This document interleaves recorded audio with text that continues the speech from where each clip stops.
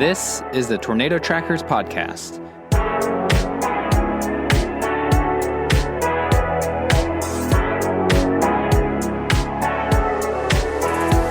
The Tornado Trackers are storm chasers Jeremy Heyman, Jeff Mangum, and me, Gabe Cox. Hey, I'm Jeremy. I'm Gabe. And I'm Jeff. Welcome to the Tornado Trackers podcast, season 2. Hey-o. We did it. We got renewed. They renewed us.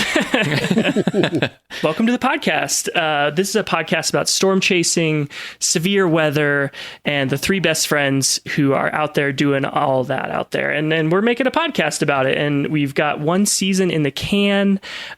Pretty exciting. 16 episodes. It was so fun to do. Go back and listen to those episodes if you're joining us for the first time. It's awesome if you are. Welcome. We're so excited to have you here. We have a whole other season coming up of amazing storm stories, epic guests, storm chasers, meteorologists, just folks who are deep into the weather community we think you'll love hearing from. So yeah, we're just stoked to be here. Gabe and Jeff, how are you guys feeling? I'm stoked to be doing season 2. I've been looking forward to this season 2 kickoff for a long time now. Heck yeah. I'm feeling strong to quite strong. That's good. I like that. I like that spectrum right there. Yeah, I'm very excited about season 2. It's crazy to think that a year ago, this was a brainchild. Year and a half ago. Yeah. 5 years ago. Truly. And here we are. Here we are. For a long time. Yeah. Season 2. It's so cool. With a new logo and everything. Love it. Check it out. That baby blue. Baby blue. Baby blue season 2. I brought a friend with me tonight. I want to introduce you guys. Oh, this is my little succulent. Well, I don't have a name. We're looking at a plant. This is We're looking at a plant from what I can understand. This is my baby succulent that I'm really excited that it's actually growing. During coronavirus pandemic and all, I've gotten a green thumb. I used to kill plants, but I've learned how to take care of them, and I have flourishing plants outside. And this one I've nursed from just a wee sprout, and I'm very excited about it. But I need a name, and I don't know if you guys have any ideas. It's pickle. A snake plant. It is not a pickle. It is a snake plant. That's great. Maybe some of our listeners can suggest some things. If you guys have names for my snake plant, I'll post a picture on Twitter when this episode releases, and you guys can name it for me. That's awesome. That'd be great. That's very classic, like season 2. You know, you bring in a new character, you mix up the format a little bit. You got to keep it fresh. And we've got a new co-host. And Jeff had a big day recently. First day of school. First day of school. I am attending online the Certificate of Broadcast Meteorology program at Mississippi State. And so let's go. Yesterday, starting my first 2 classes. It's a 3-year program, and you can get hired on as a Met while you start the program. So I'm waiting until I actually learn the things that make me feel like I could be a Met before I apply to be a Met. But very excited, very excited. So currently learning about world geography. And so if you have any questions about where things are, I can look in my textbook and give you the answer. Dude. Heck yeah. Oh man, I'm so excited that this is a big step in Jeff's weather career. He's been chasing for a while, the longest out of all of us. Naturally, because he's the oldest. 45 years old and making a career change. So pretty excited. Beautiful. That's stoked. Dude, you're an inspiration, man. And I'm sure there's people listening right now who are at a gig or at a job or at a career, you know, that they've been working for a while. And they're like, I don't know, can I shift gears? And Jeff, you're proof. Yeah, you totally can. You can. And I'll keep everyone up to date to see if you actually can or not. I guess it's to be TBD. Okay, that's honest and fair. Oh my gosh, that's awesome, man! We're so excited for you, and Thanks, just guys. That it's been a dream, you know, in the making for so long, and just a part of our kind of friend group. We've talked about it for so long, and man, it's just so rad to see you chasing that. So we're stoked. Guys. Yeah, keep us updated, dude. I will. Well, today we're going to kick off season 2 with of a pretty timely experience, a chase experience that y'all, Gabe and Jeff, experienced this spring, actually, only a few months ago, in April of 2021. Today we're going to be talking about the Lockett, Texas EF2 tornado that y'all chased on April 23rd of 2021. And cool news, right as this episode drops of the podcast, we are premiering the extended cut of the Lockett, Texas tornado chase to our YouTube channel. We've had a shorter cut there for a little bit, and we're going to give you about 11 minutes of chase footage. So that'll be in the show notes. Go check that out. You can check that out now. You can pause the podcast. You can do whatever you want. We always are pushing our videos, and we love y'all choosing how to watch those as you will. So I'm pretty stoked about that. Go check to our YouTube page at youtube.com/tornado trackers, or check the show notes in your podcast app. So, fellas, Lockett, Texas, April 23rd, 2021. Set the scene for us. Start us at the start. What was that day like for y'all? Yeah, I was amped that day because this was the first day that Jeff and I were able to chase together. This was, Jeff, I believe it was your first chase, right? It was. First chase of the year. Yeah, I was super excited because I had done solo chasing before. And if you've listened to the show, you're well aware that that is not my favorite thing to do, but making the season work. But this time Jeff could join me, and I was super stoked to have him in the vehicle. Yeah. And as we'll discuss here in a little bit, turned out to be a very successful day for my first day of chasing, which doesn't always happen. Usually like the first day of chasing in a storm season is kind of just getting your, all the cobwebs cleared out, and chasing a day that maybe doesn't always turn out to be the best, but it's just good to get out there. But this was different. And we are on our way to North Texas, possibly going over the Red River into Oklahoma for the outside chance of a tornado. Our play today, it's a little bit interesting of a forecast, not a huge tornado chance. But we're going to set ourselves up basically on top of a low pressure system, and we're hoping that low pressure provides just enough vorticity in the atmosphere to produce what could be a potentially photogenic tornado. Yeah, and I remember we both had low expectations. It wasn't a crazy setup. It was kind of mediocre. Definitely some potential. It felt like we weren't wasting our time, at least, that there was going to be a potential for tornadoes, but it wasn't like a knockout setup by any means. But Jeff, I don't know if you remember this. We had a moment early on in the day that I think kind of set the stage. It was a bit of an omen. Do you remember what happened on our drive up? Oh, gosh. I'm trying to remember. You're going to have to refresh my memory on this one. I can't believe you forgot the omen. Oh, no. No, it was when we were driving up. We were on 35 heading north because we were heading towards North Texas for the day. And pretty early on in our commute, we were driving, and all of a sudden I saw something out of the corner of my eye mid-conversation, and I just stopped. It's like, oh, gosh, what's that? And it was something frolicking in the grass ahead of us, headed towards the road.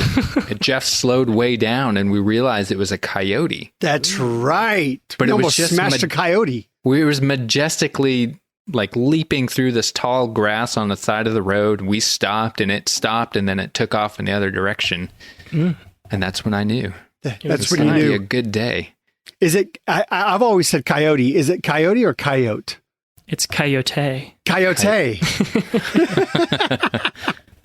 I've always said coyote.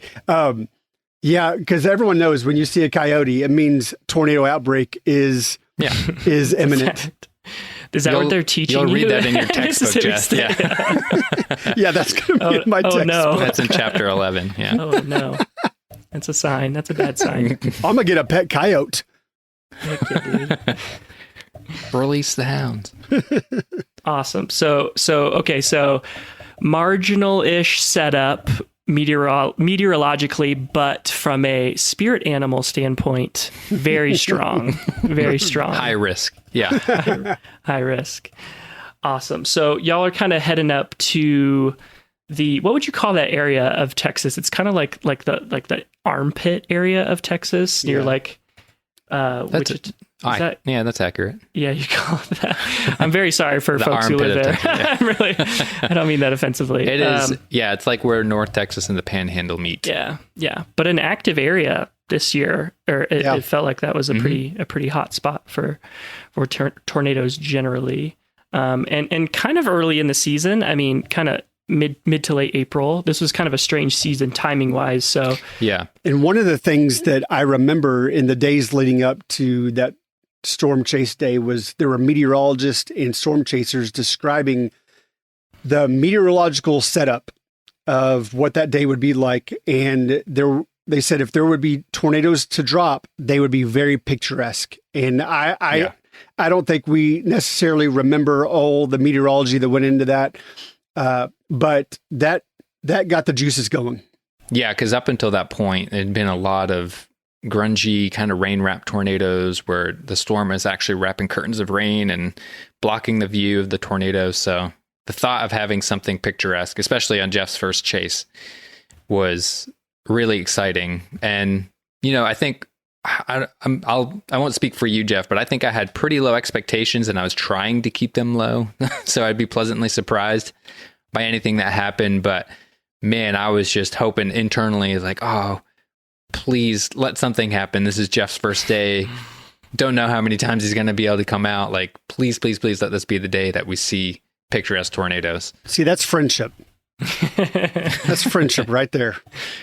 Except I internalized it because I doubted myself. Well, we're good at that. Well, and if our listeners remember going back to season one of the things we talk about is we do the best we can to keep our expectations low in a lot of ways, not because we're always pessimists, and sometimes we are, but because it's better to have those low expectations and just being thankful to see, I mean, for us to see a severe warned storm is already captivating. And if we see anything more than that, it's just through the roof. So we've had those days where we have those high expectations and we had some this year where we had some high expectations and things did not pan out and it causes depression. Yes. Yeah, doesn't help with it. Yeah. No. I think that's always such a great topic to discuss of just kind of the mindset, the emotions, where are they at? Because we're always bringing something into the chase, where our life is at home, where we're at, just with how the year is going in our lives. And so, yeah, I think it's a fun thing for me to hear and to talk about because we've for sure evolved and changed in terms of our, how to handle those expectations and manage them. And storm chasing is like life in a lot of ways, Yep, it's true. Okay, cool. So y'all are set up. When was what was the first indication that okay, maybe today, April 23rd, 2021 could possibly mean something, and something could go down? Yeah, I think once the sun came out is when we were getting fired up because you need that sun to help stir up the atmosphere and start boiling things up. And when we arrived at our target area, it was overcast and not that great feeling. And then when the sun came out, it was like, okay, yeah, it's game on. And immediately the clouds started boiling up and then the supercell went up. That supercell quickly went on to become severe warned. And we were sitting in our target area comfy. We were probably, 45 minutes away from that supercell, and it was tracking generally towards us. But we were trying to hold tight and be patient and wait and see if anything further south was going to go. And we sat there for a good while. I think we did good being patient. That's something we've learned over the years, is to sit still sometimes and just observe what's happening before pulling the trigger and possibly going the wrong way. And patience is a really hard thing at this point because to get into the mind of what our day is like from the time we leave, that's about 3.5, 4 hour drive. And it's full of anticipation. Even when you have low expectations, you're still anticipating. Then you get to your target and nothing at all is appearing. You're just hoping sun comes out to boil the atmosphere. So then you take a nap. I took a nap. In fact, I think that Gabe got awesome video of that. And so we're waiting about an hour or two more on top of that. So when we say that we see a storm popping up and we're being patient, we've already been patient for 6 or 7 hours. Yeah. So that's a fair assessment. Yeah. You know what I mean? And so it's one of those things where as soon as a storm pops up, you're just so excited. You just want to get there, and to wait and to be patient is really, really difficult. Yeah. A lot of times you'll get storms that fire up earlier in a day, and we refer to those as decoys. And early on in my storm chasing career, I would just go after the first thing that popped up, would not consider the setup whatsoever or where the perimeter space was the best. I would just go after anything that popped up. And that's what happens a lot of times is a storm will pop up. People have been waiting and they're so anxious to get out there. It's a decoy. And then the main action ends up developing somewhere else and people are out of play. Yeah. So that's what we didn't want to do that day. But it turns out that was the storm that we needed to go to. And we did after about, I don't know how long. It felt like forever. You remember, and Jeremy, you mentioned how storm chasing is very indicative of life in itself. So life decisions, anyway, are you see an opportunity and then you're like, is this the right opportunity? Should I take this job? Should I go to this school? Should I move into this house, or whatever the decision is? And then you're waiting like, well, maybe there's something different that I need to be waiting for. And so that's what we're feeling. And I remember we did drive south about 10 miles to try to keep ourselves in play of those southern storms. And then we're like, no, let's go north. And we drove 10 miles back north. And then we're like, no, let's head back south. And we did 10 miles back south. Not too much, but just enough to use a lot of gas and keep ourselves in play until finally we said, no, that northern storm is getting it done. It's that dance. I mean, whoever is out there listening who's chased can probably relate with that kind of like initial storm firing dance. Oh, and it's at some point crazy. You have to pick a storm and go for it. That is the hardest part, is figuring out which storm do I want to go for. And luckily, it was not long after we chose the northern storm and committed to it finally that it went tornado warned. There's a tornado warned cell near Childress, Texas.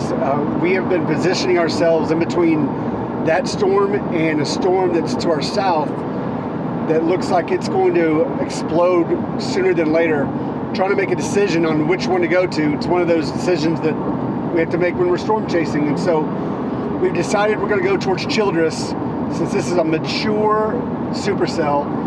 It is already underway. And so we're going to chase that. We're going to keep our eye on the storm to the south. And if that starts to explode, we'll put ourselves in position to be able to hit either one of the storms. And that's when we were about 45 minutes out. So that is a grueling 45 minutes to catch up to a storm that has a tornado warning. It's radar indicated rotation. So we knew that there were storm chasers and storm spotters who had gone and were already on the storm. Nobody was reporting anything on the ground. And we had our fingers crossed that would continue to be the case for the next 45 minutes until we got there. Yeah, that's torturous. That's hard. And it's good. Chasing with a buddy in that circumstance is so helpful to keep morale up. Because that can be a tough one when you're solo and you're almost an hour away from a warned storm. And I know we do a good job of texting each other encouragement, like when we're each solo and you're like, oh, you're good, man. You're going to make it. You're going to make it. I was glad y'all were with each other that day. And that drive is like a mixture of pure silence because we have internal angst. And then one of us will say, like, we're totally good. Like, it's not going to drop anything. And the other one's like, oh yeah, we're totally good. And then there are those moments where the passenger, not the driver, but the passenger is looking at radar and says, uh-oh, it's looking like that couplet that those winds are getting tighter. Yeah. And we're like, we're good. Yeah, we're good. Yeah. Uh-oh, it's looking good on radar again. Yeah. But it wasn't, luckily where we were chasing was pretty wide open. So it didn't take long before we could actually see the base of this storm. And, even while we were still half an hour out. So we had a visual on it. If anything was going to happen, we were going to see it at that point. It was just going to end up being farther away than we wanted to be. So we got to it and nothing had happened. And It actually kind of fell apart a little bit once we got to it. We could see some really great structure on the drive there, and then when we got there, it fell apart a little bit. And we readjusted and ran into a good friend, Mike Prendergast, and so we pulled over and started watching the storm, and it was starting to reorganize at that point. Yeah, in fact, I think that's when we, for the first time, saw the first funnel. And it was starting to quickly approach our location, and we were in that spot of like, do we head east to get into play for it, or do we kind of sit here and let it hit our face? And so we kind of stood our ground for a little bit, and things started getting pretty robust. It's about to do it. Dude, look at it. Look up. It's tightening up, dude. Oh, shoot. Oh, gosh. It's about to drop it behind us. Oh, God. Okay, big hail. Oh, shoot. Yeah, now it's tornado warned. Just be watching. You're good. Cut in. And at this point, it's moving over the road that we had just traveled on, and was moving into a place where the road network wasn't that great. You could either go north, basically into the storm to track with it, or pretty far south of the storm to track with it. And once that rotation went over the road, it looked like a tornado was about to develop, but the rain wrapped around and we had hail come blasting in with a huge blast of wind. And that was the rear flank downdraft of the storm, which is a kind of cool air that wraps around it and gets pulled back into the updraft. That was the beginning of a tornado. And we lost visual as soon as the rain came in. But I knew it either developed on the road or just past the road, but we had to get to a different spot to see it. Yeah, and that's one of the tensions. So if you're listening and you're wondering, okay, what makes you decide to go south or north? Typically, when you go north, you're going to get into the rain and the hail.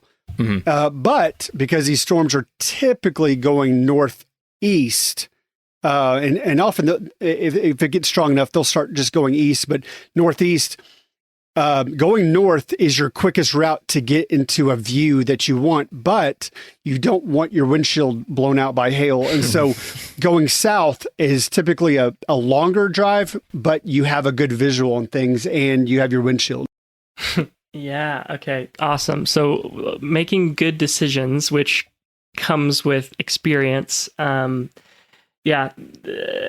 much, y'all just dispensed so much like chaser wisdom there, that's like really priceless and really hard fought, and hard earned, from just years and years of chasing. Okay. So y'all are set up. There was a funnel. There's probably a tornado.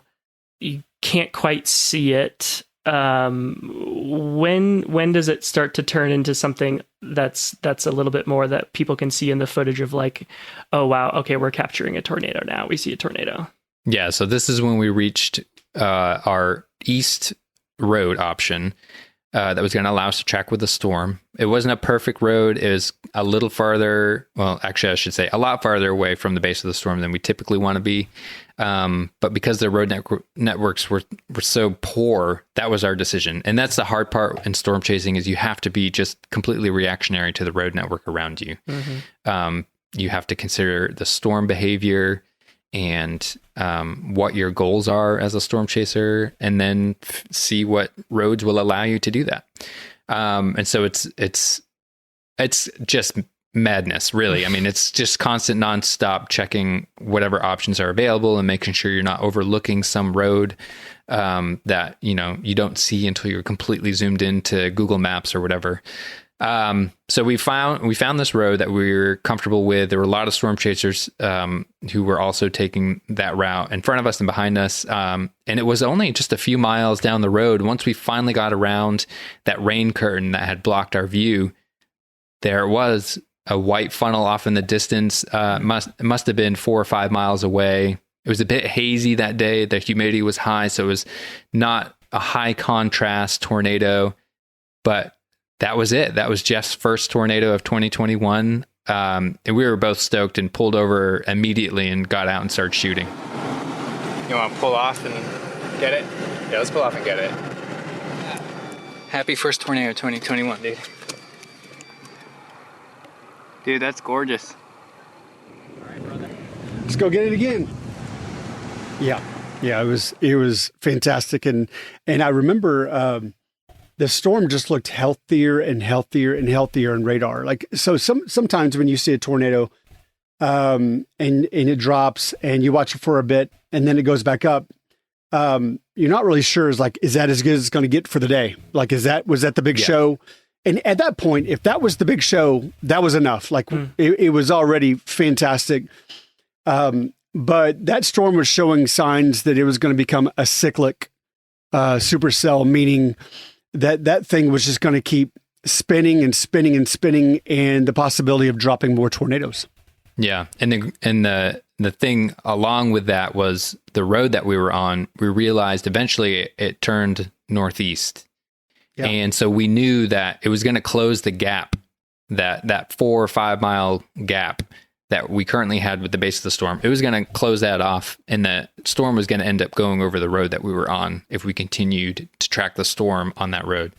So we were in a great position at that point. The day was already beyond our expectations. We actually saw 2 tornadoes from that vantage point early on, and then we hopped in the car and we said, let's get in front of this thing. I don't think it's done. And so we get into really good position, and we see another funnel come down. And it was interesting because what you're looking for, sometimes you're looking for that funnel coming down, and sometimes you don't see the funnel, you see ground circulation first. Mm-hmm. Mm-hmm. And we saw there was a really orange, dark brown soil, and you start seeing that spinning up. And so you have, here's kind of the visual, which is really picturesque. This white funnel coming down, being surrounded by this dark orange, all this soil kind of spinning up and covering it. And it's just so rad. It's so cool to see. Yeah. And as we're watching it, we didn't have the greatest vantage point of this. There are some other storm chasers that had made that northern trek and had maybe a better view of this part, but there was a second tornado that from our vantage point was almost directly north, so we couldn't really see the second one too well, but we could tell, wow, there's 2 tornadoes on the ground. It's about to drop, dude. Look at that. Dude, look at this motion. Holy crap. That is insane motion. Absolutely insane. It's down. Yeah. Look at that tube. See a tube? Yep. That's Wizard of Oz, bro.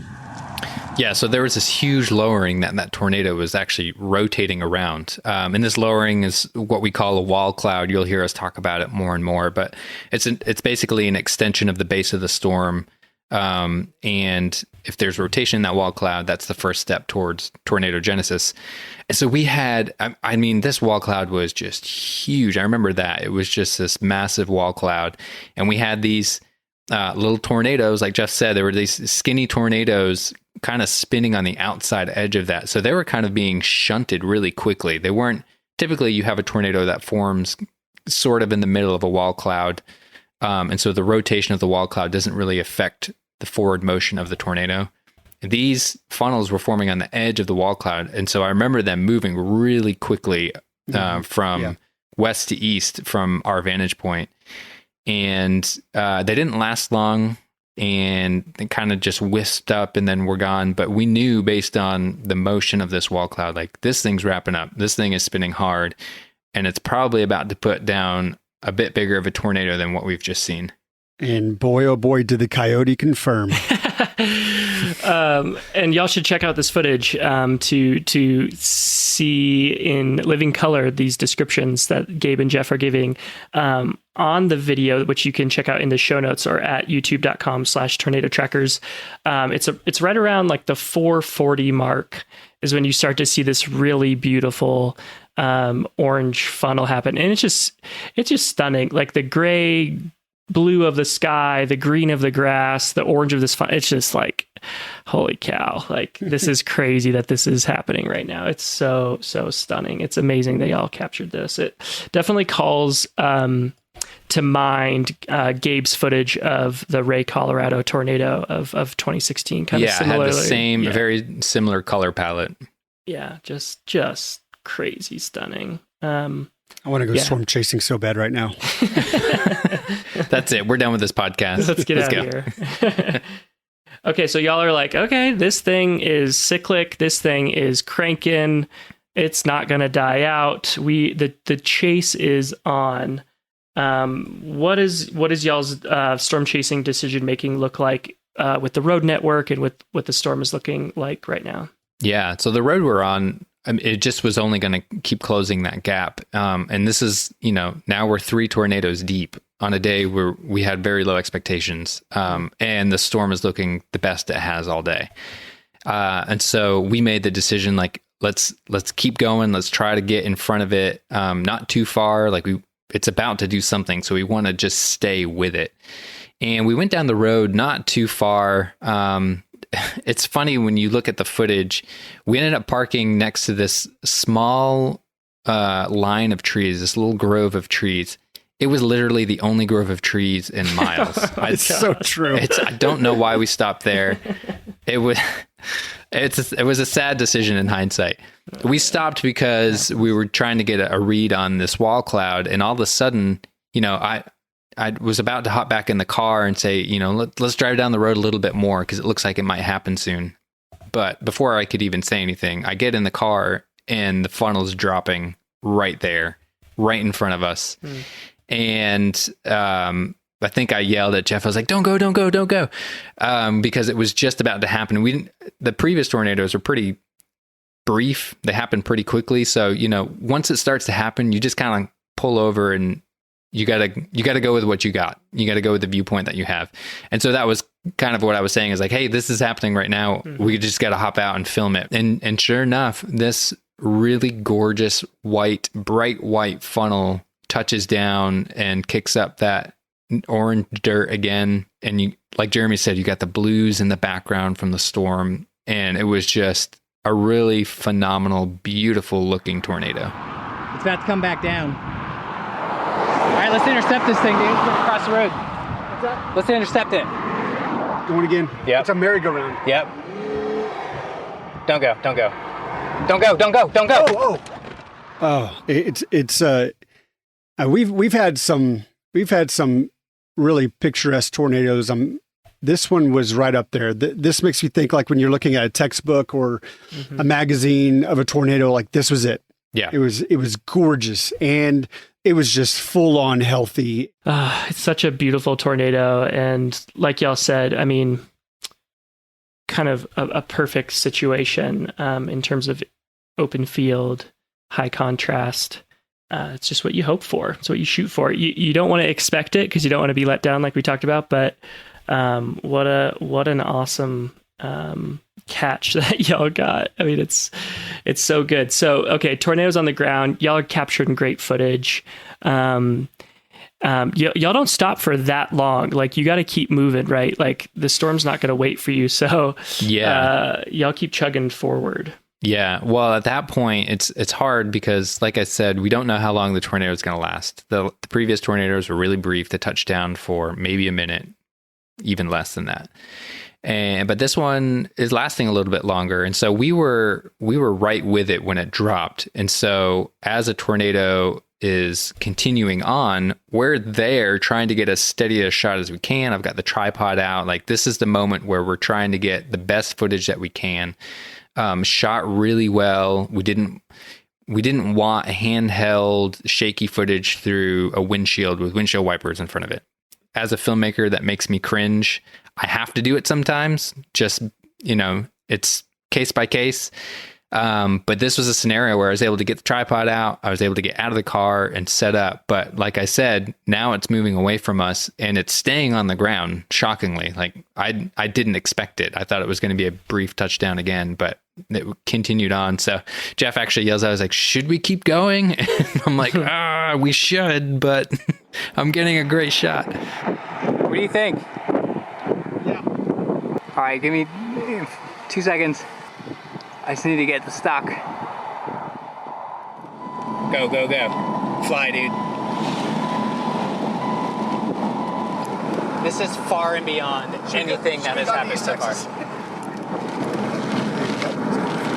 That was one of the best tornadoes I've ever seen.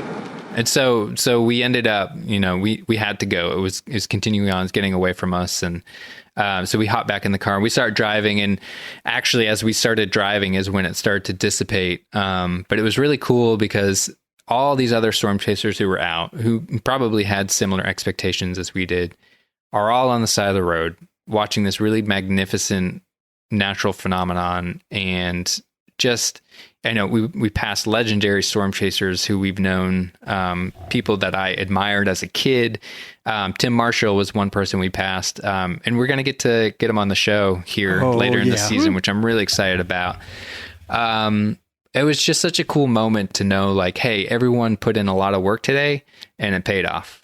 Mm-hmm. And it was a really special moment. And because that tornado, again, as far as we could tell, it hadn't hit anything. We were watching it. Granted, when it touched down, it was behind that grove of trees. But once it moved beyond that, we could see it was in the middle of a field. And it was kind of a special moment for, the camaraderie and brotherhood and sisterhood of the storm chasing community. That word camaraderie is exactly what I was thinking. It really was a cool moment where everyone's honking, and kind of supporting each other, going, congratulations, this is amazing. So really cool. Yeah, that's so beautiful, and may come as a surprise to some, not to others. But the storm chasing community has some strong personalities, and there could be some disagreements and feistiness amongst the crowds. Feisty, that's a good word for it. So it's pretty lovely when a moment like that happens, right? Yeah. When it's transcendent, honestly, right? Like we remember who we are, we remember what we love, and you can rise above just kind of those day-to-day rough spots for sure. And man, that's what we so deeply desire as storm chasers, and that perfect moment. So pretty awesome, guys. Great chasing. Yeah. And the storm actually wasn't done. I made a fatal storm chasing error. It not fatal to our beings, but to our chase. The storm was continuing and it was actually cycling again. And I had seen the road network was getting dicey again. I think there was a river or something that was going through, and there was only one road around it. I didn't think the storm was going to cycle as fast as it did. And so I decided to try to go around this river and catch it on the other side. Well, what happened was we get north of the storm, rain blocks our view from everything. Actually bumped into another storm chaser that we knew and talked to him for a little bit. And just as we're leaving that little rendezvous, I noticed through the hail and the rain curtains to our south, another tornado had formed, and it looked as big as the one we had just seen.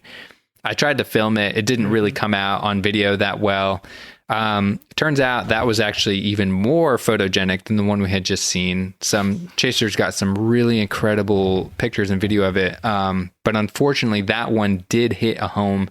I think it only suffered minor damage, all things considered, with a tornado, minor quote unquote.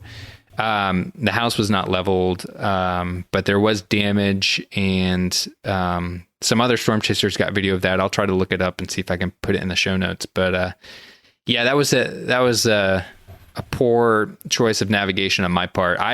Again, the day had already passed expectations. I didn't think the storm would drop another one like that, and I thought we had more time.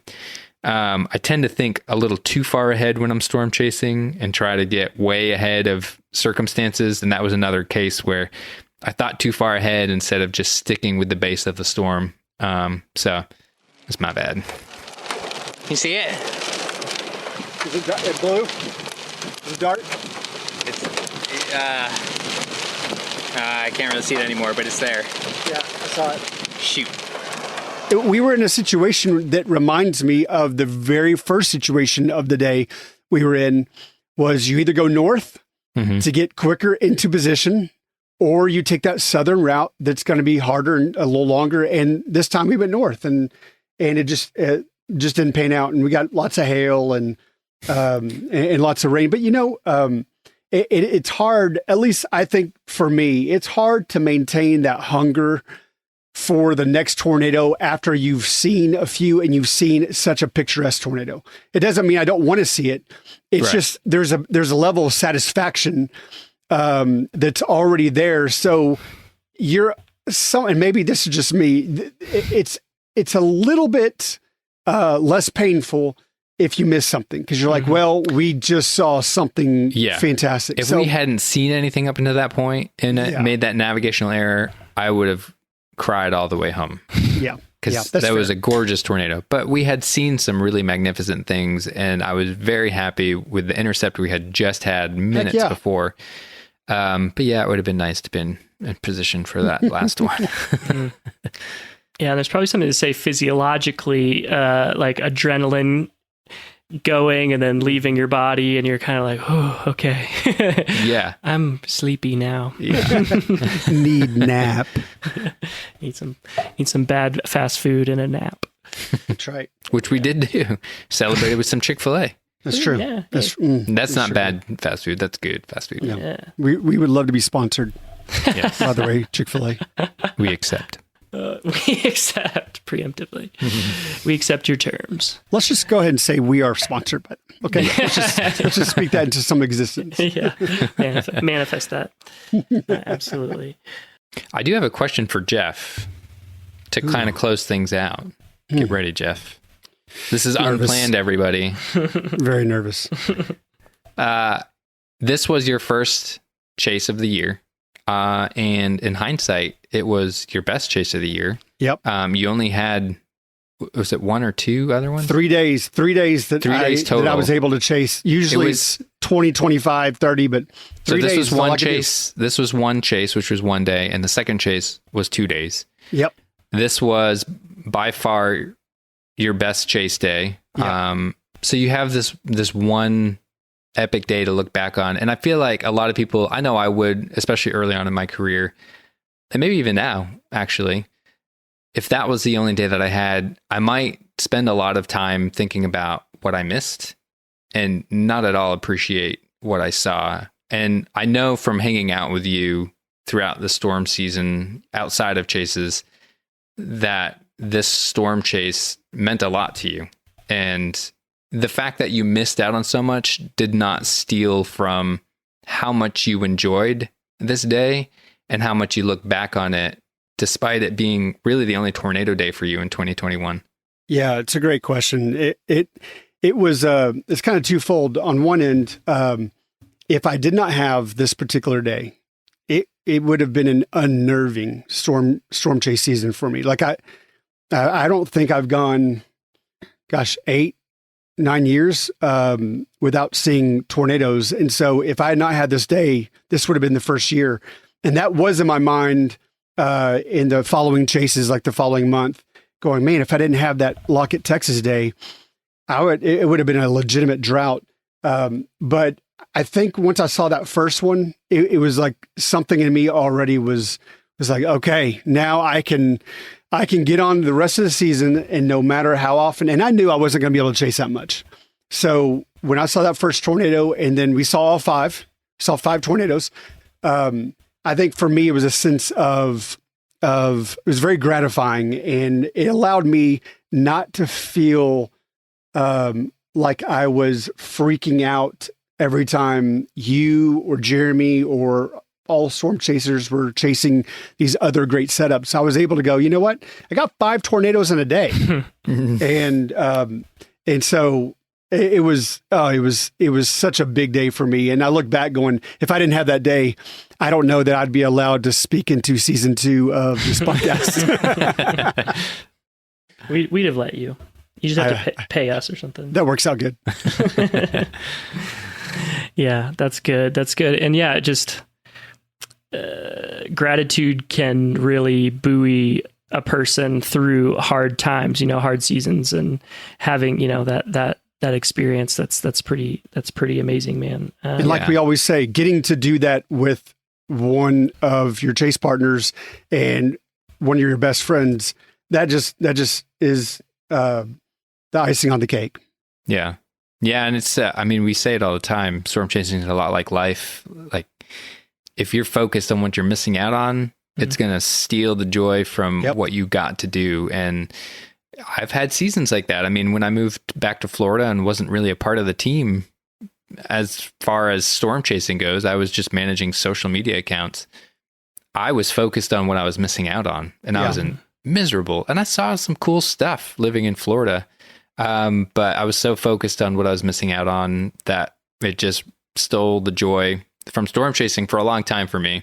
And then 2017 cleansed me. You can hear about that account in season 1, called the goodbye video, where that got ripped out of me. Yeah. But yeah, it was really encouraging for me to see you handle the season that way, because I know it was a huge shift for you. Yeah, it was. Yeah, it's easy to say you're content when you see a ton of tornadoes and can chase 25, 30 days out of the year. Yeah. It's when you can chase 3 days, and it really kind of tests you of like, am I content? Like, is that okay to have a kind of a feast or famine kind of year, and a famine kind of year? And it was, here I am. I'm alive, and I am still happy. Pulled through, everybody. Pulled through, still made it. And so, yeah, great question. Yeah. I'm just thankful for you guys. It also softens the blow often just to have friendships that, that you can count on, you can trust, and that you can rely on to. We can just rely on each other to encourage each other in those hard times too. So yeah, something definitely to speak for that as well. All right, fellas, that was the Lockett, Texas tornado, the EF2, April 23rd. 2021. Amazing chase, guys. Great footage. Check those out in the show notes there. Follow us all over on social media. We're everywhere at Tornado Trackers. Hey, we may even, I don't know, dip our toe into TikTok a little bit more this season. I don't know. Maybe. We're old and scared, so I don't know. Maybe we won't. Maybe drop us an encouraging. I might get my 15-year-old daughter to run our account, because she is all about it. Okay, fabulous. That's awesome. But we do have an account, tiktok.com/tornado trackers. I don't know if that's I don't even know how TikTok works. If that's the address, just look for us on there if you want to follow us. There's not much on there. Are y'all okay with doing choreographed dances? Yes. Yeah, absolutely. 100%. Okay, we're in. Yeah. No, I have no shame. Yeah, we're going to be global. Awesome. Thanks again, fellas, for the wonderful storytelling. And thank you, everyone out there, for listening. This is season 2. We're back. Join us every other week as we drop new episodes, awesome interviews, great storm chasing stories. We're just getting started. I've been Jeremy Heyman, joined by Gabe Cox and Jeff Mangum. We're the Tornado Trackers, and you'll hear from us in a couple weeks. See ya.